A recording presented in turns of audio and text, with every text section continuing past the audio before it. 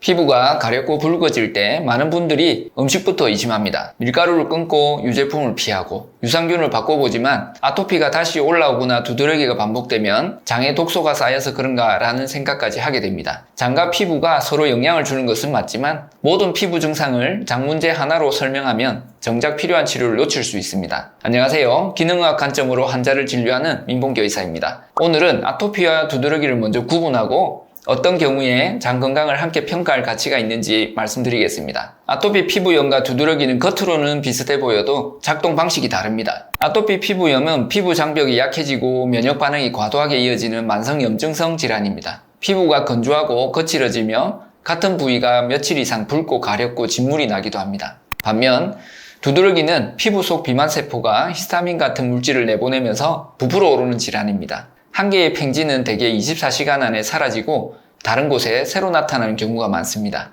이 차이를 모르면 아토피에 필요한 보습과 염증 치료를 놓치거나 만성 두드러기를 음식 탓으로만 돌릴 수도 있습니다. 특히 6주 이상 반복되는 만성 두드러기는 특정 음식 하나가 원인인 경우보다 뚜렷한 외부 원인을 찾기 어려운 경우가 더 흔합니다. 그래서 국제진료지침도 모든 환자에게 광범위한 음식 검사와 수십 가지 혈액 검사를 시행하기보다 병력과 진찰을 바탕으로 필요한 범위만 평가하도록 권합니다. 먹을 때마다 몇 분에서 수시간 안에 입술이 붓거나 구토, 호흡곤란, 전신 두드러기가 같은 방식으로 반복될 때는 특정 음식에 대한 알레르기 평가가 필요합니다. 반대로 막연히 가렵다는 이유로 여러 음식을 장기간 끊으면 영양 부족과 식사 불안만 커질 수 있습니다. 그렇다면 장은 언제 함께 볼까요? 피부 증상과 동시에 복부 팽만, 반복되는 설사나 변비, 만성 복통이 있고 항생제를 자주 사용했거나 제한 시기로 식단이 매우 좁아졌다면 장 상태를 묻는 것이 의미가 있습니다. 장은 음식 성분과 미생물을 면역계에 소개하는 중요한 공간이기 때문에 장 환경의 변화가 전신 면역 반응과 연관될 가능성은 꾸준히 연구되고 있습니다.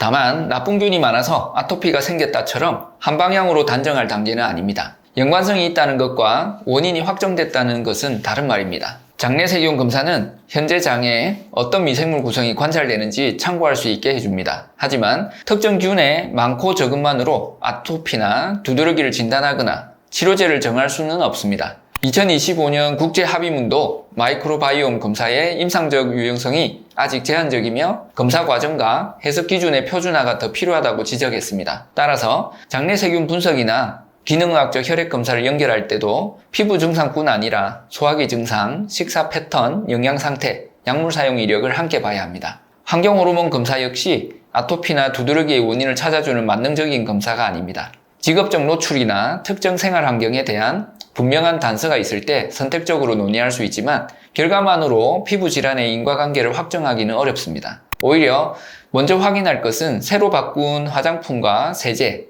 뜨거운 샤워, 땀과 마찰, 진먼지 진드기, 감염, 진통소염제 같은 실제 악화 요인들입니다. 치료의 중심도 분명해야 합니다. 아토피는 보습과 피부 장벽 관리, 필요한 경우 적절한 국소, 전신치료가 기본입니다. 만성 두드러기는 근거가 확립된 항히스타민 치료를 우선합니다. 장을 살펴보는 접근은 이 표준 치료를 대신하는 것이 아니라 반복 악화에 영향을 주는 생활과 소화기 요인을 보완적으로 찾는 과정입니다. 피부만 보지 않는다는 말이 피부 치료를 미룬다는 뜻은 아닙니다. 오늘부터는 피부 발진 사진을 찍고 한 자리가 몇 시간 또는 며칠 유지되는지 기록해 보십시오. 가려움으로 잠이 깨는 횟수도 함께 남기면 증상의 중등도와 치료 반응을 판단하는 데 도움이 됩니다. 함께 먹은 음식, 복용한 약, 소화기 증상, 수면 상태까지 적어두면 아토피인지 두드러기인지 어떤 평가가 필요한지 구분하기가 훨씬 쉬워집니다. 입술이나 혀가 붓고 목이 조이거나 숨이 차며 어지러움이 동반되면 장검사를 고민할 때가 아니라 즉시 응급치료를 받아야 합니다. 장과 피부는 연결되어 있지만 그 연결은 하나의 검사 결과로 설명될 만큼 단순하지 않습니다. 정확한 피부 진단을 먼저 세우고 장 증상이 함께 있을 때 선택적으로 범위를 넓히는 것, 이것이 몸 전체를 놓치지 않는 기능학적 접근입니다. 영상 시청해 주셔서 감사합니다.